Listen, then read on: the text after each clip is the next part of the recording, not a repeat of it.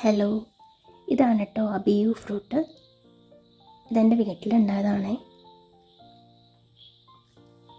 ഇതാണ് അതിൻ്റെ മരം. അത്യാവശ്യം ഹൈറ്റിലാണ് കേട്ടോ ഇത് പോയേക്കണേ.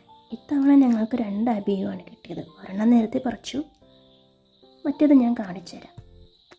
ഇതിപ്പോൾ പച്ചയാണ് ഉള്ളത്. വലിപ്പം വെക്കണേ ഉള്ളൂ. ഇതിപ്പോൾ ഒരു നാരങ്ങയുടെ വലിപ്പമൊക്കെ കുറച്ചും കൂടി സൈസ് വെക്കും. ഇത്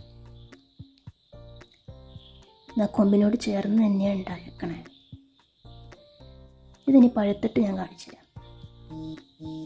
അതായത് പഴുത്തു, സൈസ് വെച്ചു. ഒരു 2 ദിവസം കൂടി കഴിഞ്ഞിട്ട് ഞാനിത് പറിക്കാട്ടോ. കാരണം ഇത് ഓവറായിട്ട് പഴുപ്പിക്കാൻ പറ്റാൽ ചിലപ്പോൾ ഇതിൻ്റെ ടേസ്റ്റ് മാറും.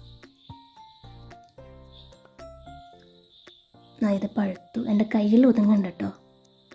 ഇത് മുറിക്കുമ്പോൾ എങ്ങനെയാണ് അകത്തെന്നൊക്കെ ഞാൻ കാണിച്ചു തരാം. ഇത് മുറിച്ച് കഴിയുമ്പോൾ ഇതിലൊരു ട്രാൻസ്ലൂസൻറ്റ് കളറാണ് അകത്ത്. പ്യുവർ വൈറ്റ് അല്ല, ക്രീം, ഒരു ജെല്ലി ടെക്സ്ചറൊക്കെ. ഒറ്റ സീഡുള്ളൂ കേട്ടോ ഇതിന്.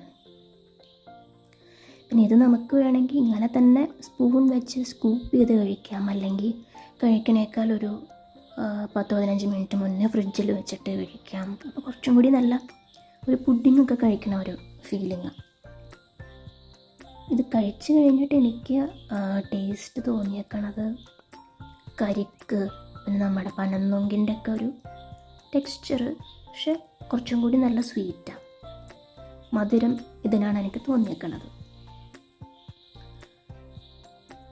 പിന്നെ ഇതിൽ കുറേ വൈറ്റമിൻസ് ഒക്കെ അടങ്ങിയേക്കുന്ന ഒരു ഹെൽത്തി ഫ്രൂട്ടും കൂടിയാണ് കേട്ടോ ഇത്.